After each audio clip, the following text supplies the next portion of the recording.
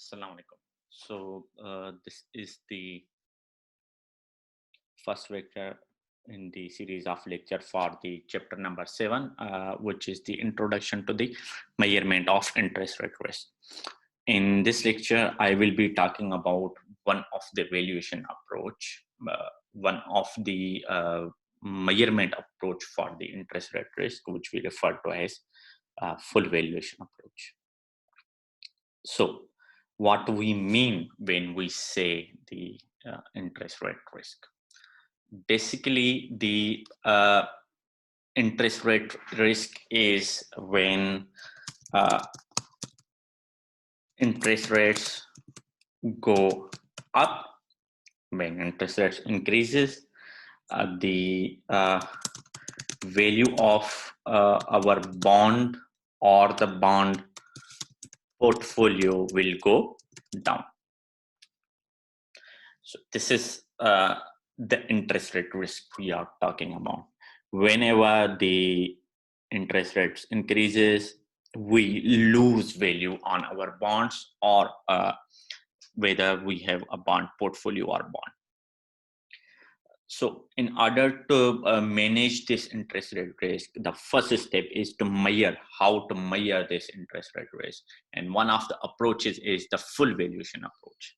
The full valuation approach involves revaluing, recalculating the value of a bond or a bond portfolio for a given interest rate change scenario.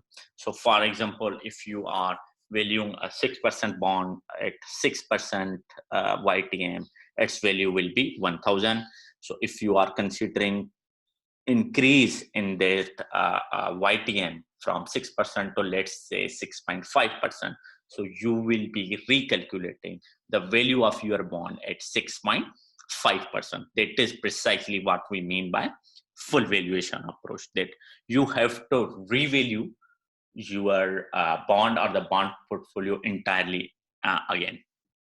The main advantage of this approach is that it provides us with the precise values of our bond or the bond portfolio, that what will be the effect of interest rates on our bond or the bond portfolio. Also, another advantage is that this approach can deal with both parallel and non-parallel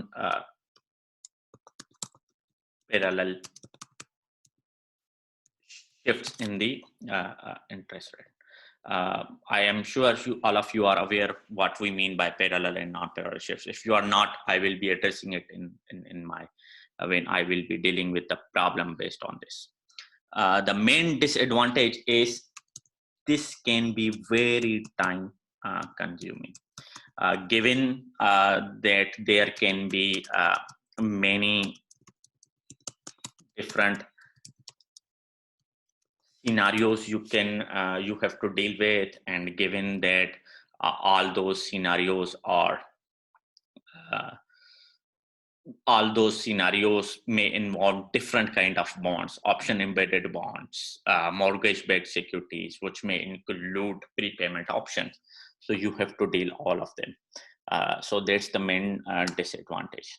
Now I will be moving to the Excel sheet for problem purposes.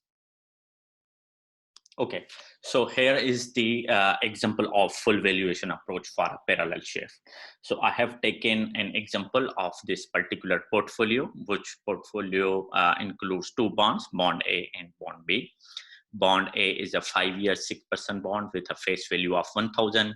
The semi-annual coupon will be 30 and number of periods will be 10. The second bond, bond B, 9% 20-year bond with a face value of 1,000, coupon payment of semi-annual coupon payment of 45, number of period 14. Here, this is the base current scenario. So assuming the current YTM is 6% for both of the month. By parallel shift, we mean that the interest rates are similar for both of the bonds, or the changes in the interest rates is same for both of the bonds. So at 6% value, the value is 1,1346, and total value of the portfolio is 2,346.72. The first scenario I have considered is that if YTM goes up, or the interest rates goes up by 50 basis points. So if interest rates goes up by 50 basis points, the value, what will be the value of our individual bonds? So this is value of the bonds calculated on the basis of this information given. You can see I have applied the formula. I will share this Excel sheet with you so that you can confirm these formulas. So value of both of these at 50% basis point increase, at 100 basis point increase, and at 200 basis point increase. These are the values. This is the dollar change, and this is the percentage. And you can see specifically how much the value of your bond portfolio will change if the interest rates increase by a particular percentage. In this second sheet, you can see this is for the non-parallel shift. I have done exactly the same thing, but now you can see that the changes in the interest rates is not same for a 5-year and a 20-year bond. For the 5-year bond, the in the first scenario, interest rate goes up by 50 basis points, but for a 20-year bond, it goes up only by 10 basis points. So I have calculated value on the basis of these interest rates. This is the value. Then for the 5-year bonds, interest rates goes up by 100 basis points, but for 20-year bond, it only goes up by 50 basis points. And hence, these are the values, and this is the total value of the portfolio. And similarly, I have done for the third scenario, when 5-year yield goes up by 200 basis points and 20-year bond yield goes up by 100 basis points. And again, exactly, you can see that dollar change and this percentage change under each scenario. Actually, the main thing to consider or to acknowledge here is that the full valuation approach is straightforward. If one has a good valuation model assessing how the value of a portfolio or individual bond will change for different scenarios, for parallel and non-parallel yield curve shifts, measure the interest rate risk of the portfolio. So this is basically measuring the interest rate risk. One of the common concerns about this full valuation approach is that which scenarios to consider.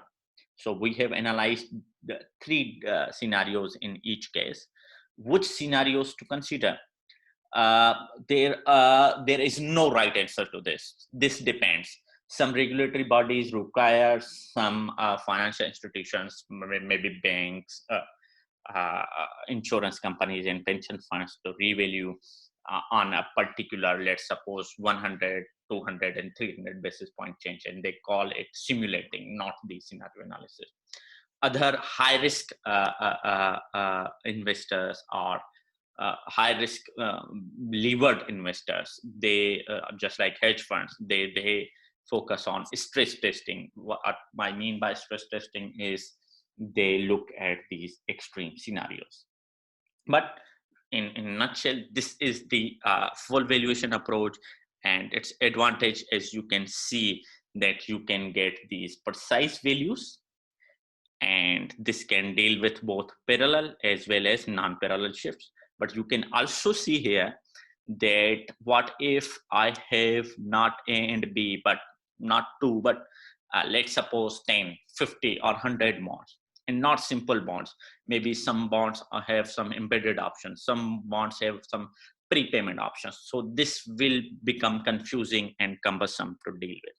So this is all about the full valuation approach. See you again for the next video.